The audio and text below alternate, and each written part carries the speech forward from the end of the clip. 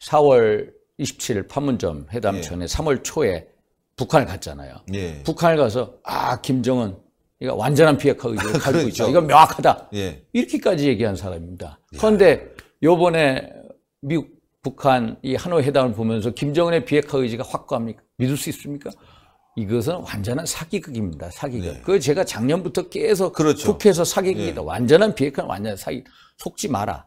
이거에 이 불씨를 만든 분이 결국은 정의용 국가안보실장이거든요. 네네. 그래가지고 이 사람이 미국 가서 트럼프 만나고 그 당시에 맥메스터 국가안보 보좌관 만나서 야 김정은이가 정말로 비핵화 의지를 가지고 있다. 주한미군 철수 안 해도 된다. 뭐 이런 식으로 호도한 겁니다. 예, 그렇습니다. 당연히 이러면은 책임을 져야 된다. 볼튼하고도 이 소통도 안 되고. 네네. 강경화 장관이야 뭐 사실 폼페이오 국무장관하고 카운터파트지만은 결국은 이제 작년에 이 정부의 문제점은 제가 이제 국회에서 하는 얘기가 뭐냐면 영어로 말씀드리겠습니다. 예. untouchable inner circle이 있다. untouchable. 그러니까 건드릴 수 없는 내부 성역, inner circle. 그러니까 네. 불가촉적 외교안보 팀이 있는데 제가 보기에는 문정인 외교안보 특보를 중심을 하는 이 몇 사람이 전체적인 외교, 안보, 남북관계 그림을 그리고 있습니다. 이야, 위험한데요. 그래서 그게 위험한 겁니다. 한번 보세요. 남북군사합의서 작년 9월 19일 날 남북군사합의서 이걸 네. 보면 뭐 이거는 무장해제죠. 무장해제 문서입니다. 항목 문서입니다. 네. 이걸 누가 하느냐 도대체. 제가 가장 알고 싶은 게 도대체 이게 대통령 주변에 누가 대통령을 이런 식으로 끌고 가느냐. 외교안보 특보니 친한 비서실장이니 이거 몇 사람일 거다. 그러면은 강경화 장관은 뭐냐. 재작년 2017년도 여름에 문재인 외교안보 특보가 미국 갔습니다. 그래서 특파원들하고 비공개 어프다 하면서 하는 얘기가 뭐 강경화 외교장관 시킨다. 왜 시키냐 했더니 그 사람 뭐 영어 통역하는 사람인데 전문적인 지식은 없어도 얼굴 마담 해놓고 사실 우리가 다 한다. 영어로 얘기하면 이쪽에 이제 풀 더 스트링이라고 합니다. 뒤에서 끊어서 이제 끈을 가지고 조정하는 거. 풀 더 스트링 하겠다. 이거 이제 이 특파원 몇 명한테 오프 레코드라고 해가지고 얘기했거든요. 결국은 강경화 장관은 얼굴 마담을 두고 자기네들이 뒤에서 하겠다는 겁니다. 이게 이제 그래서 저는 이 정부가 도대체 무슨 생각을 하고 이 나라 안보와 그렇죠. 한미 동맹을 이런 식으로 깨고 가는 이유가 뭐냐. 그래서 도대체 어디에 있는 거냐. 저는 이제 판문점 선언하면은 한번 보십시오. 판문점 선언이 남북관계의 전면적 획기적 개선을 하겠다고 그럽니다. 남북관계의 전면적 획기적 개선 좋습니다. 그게 판문점 선언 1조에 나오는 겁니다. 남북관계를 전면적 획기적 개선하여. 진짜 방점은 뒤에 있습니다. 방점이 뭐냐면은 자주통일의 미래를 앞당겨 나갈 것이다. 자주통일의 미래를 앞당겨 나갈 것이다. 이게요, 가장 키워드는 남북관계. 자주통일의 미래를 앞당겨 나갈 것이다라는 건 뭐냐. 반외세 자주통일, 반미 자주통일을 하겠다는 겁니다. 주한미군 철수. 주한미군 철수입니다. 결국은 자주통일의 미래를 앞당기자가 이 사람들이 하는 외교 안보, 남북관계 전부 다의 총체적인 엑기스가 뭐냐. 자주통일의 미래를 앞당겨 나가자. 결국은 뭐냐. 자주통일의 미래는 반미, 반외세 자주통일을 하자. 결국은 만약에 아직까지는 아닙니다만 미국하고 북한하고 이제 2차 회담이 잘 됐습니다. 잘 됐으면은 뭐 대통령께서 개성공단 금강산 관광 재개하자. 네. 또 남북경협 하자. 그러면 어떤 일이 일어날까요? 분명히 이제 좌파 소위 말해서 이 정권을 만들었던 그 연석회의로부터 시작해서 분명히 6.15 정신으로 돌아가자고 합니다. 6.15 정신. 아직까지 그게 안 나왔습니다. 이게 미북 회담이 잘 된 다음에 탁 나올 예정이라고 저는 보는데 6.15 정신으로 돌아가자는 게 뭐냐면은 2000년도 6.15 공동선언에서 김대중 당시 대통령과 김정일 하고 사이에 6.15 정신이라는 게 뭐냐면 2조에 나오는 우리가 주장하는 그 당시에 김대중 대통령이 주장하는 이제 연합론하고 남북연합론하고 북한이 얘기하는 낮은 단계 연방제하고 공통점이 그 속에서 통일을 지향해 나간다는 거거든요. 결국은 연방제로 가겠다는 겁니다. 북한에서 그걸 연방연합제로 하는데 연방연합제. 결국은 저는 이분들이 가는 궁극적인 목표, 도달점이 어디냐? 연방연합제다. 결국은 모든 게 남북합작을 통해서 잘통일의 미래를 앞당겨 나가는데 그런 큰 테두리를 가지고 적폐청산도 이루어지는 거고, 네? 적폐청산이 이루어지는 거고, 그게 행정부 청산이 이루어지고, 사법부 이루어졌죠. 국회도 한번 보세요. 우리 국회 보면은 저희 당에 국회의원 3분이 영어에 몸이 되게 계시죠. 그렇죠. 그리고 전직 대통령 2분도 있고요. 그분도 그렇고. 그리고 또 뭐 하면은 각종 선거법 뭐 해가지고 걸린 의원들이 한 10명 가까이 됩니다. 직권남용. 한번 민당 의원 몇 분인가 한번 보십시오. 2명도 안 될 겁니다.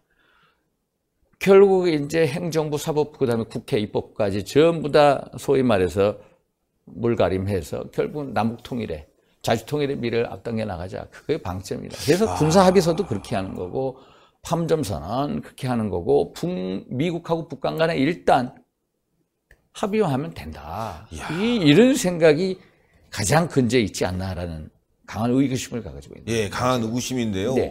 들으면 들을수록 정말 저는 개인적인 확신이 드는 게 그렇지 않고서야 저렇게 미국 간의 관계를 대한민국과 미국과의 관계가 틀어질 리가 없을 것이고 미국과 이렇게 회담이 끝났는데 북한과 계속 북한에 지원한다고 하고 그러니까요.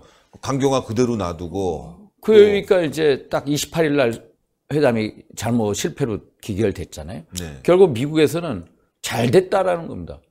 백악관도 볼턴이 나와서 이것은 국가 이익을 위해서 잘한 거다.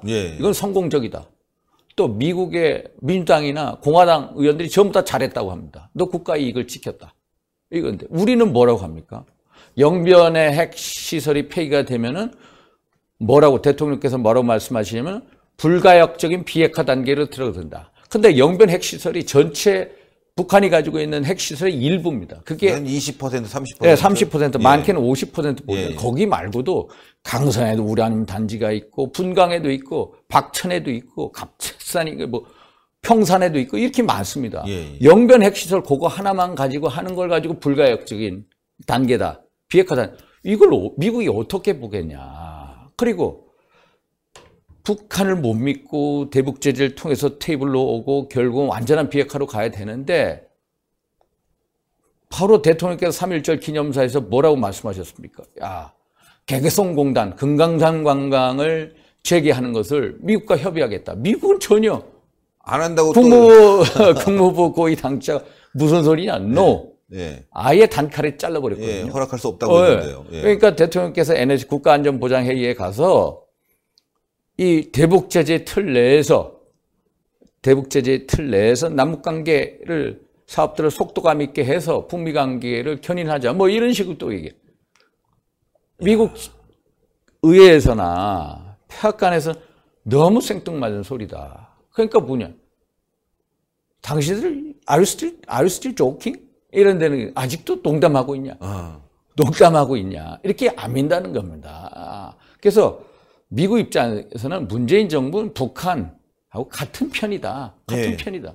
제가 그거는 작년부터 계속 얘기해서 같은 편이다. 같은 편이다. 같은 편이다. 저 굉장히 조심스러웠던 게 같은 편입니다. 그거는. 외교통일 국회의원장이시니까 이런 발언 하게 되면 또 여권이 난리칠까봐 제가 굉장히 조심스러웠는데 화끈하게 말씀하시니까 같은 편입니다. 같은 편이다. 그리고 이번에 개각에서도 통일부 장관 인선하는 걸 보니까 대북 지원파, 친북파 이런 사람들을 앉힌 거 보면은 말씀하신 대로 그러니까 한미 동맹을 강화하고 한미 공조를 강화해서 완전한 비핵화에 이른다는 것은 겉으로 하는 레토릭의 얘기고 사실상으로는 내부 실질적인 안의 내용으로 들어가면은 문재인 정부나 김정은이나 같은 편이다. 미국 입장에서는 그렇게밖에 볼 수 없다. 요번에도 개각한 걸 보십시오. 그러면은 조명균 장관 뭐 했으면은 정말로 미국이 생각하는 이런 거에 합당한 사람을 이렇게 통일부 장관을 인수하는 게 맞는데 우리 김현철 통일부 장관 내정은 어떤 분이 아시잖아요. 완전 이 대북 제재는 해서는 안 된다. 오히려 이것을 해제해야 된다. 지원하자. 북한 경제가 좋아지고 있다. 뭐 개성공단 폐쇄는 자해 행위다. 사드 배치는 뭐라고 그러냐? 재앙이다. 나라 망한다. 뭐 이런 식이거든요. 대북 제재 완화하자는 거거든요. 몇 달 전에는 대북 제재 완화할 최적의 시기다. 빨리 제재 완화해라. 이런 거거든요. 결국 이분들은요, 제재 완화하겠다는 겁니다. 우리 몇 개월 전에 보셨잖아요. 여당 대표님은 예. 그 러시아 대사 만나가지고 뭐라고 말씀하셨냐. 국회로 찾아 러시아 대사한테 대북 제재 완화를 위해서 노력해 주셔서 고맙습니다. 완전 북한 편이네. 예. 대북 제재 완화하자는 겁니다. 완전히. 그러니까 저는 이분들의 생각 속에서 북한의 핵무기는 어떤 위치를 차지하고 있나, 핵무기. 우리는 하나의 핵무기도 있어서는 안 된다. 라고 해가지고 그러잖아요. 핵무기를 만든 것 자체가 남북한 간의 비핵화선을 깬 거잖아요. 91년도부터. 예. 원점을 해놓아야 되잖아요. 사실은. 우리는 핵무기를 안 만들고 있잖아요. 그럼 저 사람이 약속을 위반을 했으니까 핵무기 빨리 없애라라고 해야 되는데 핵무기 얘기 안 하고 남북경협을 하자.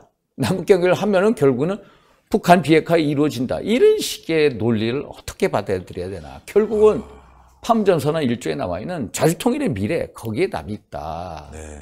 연방제.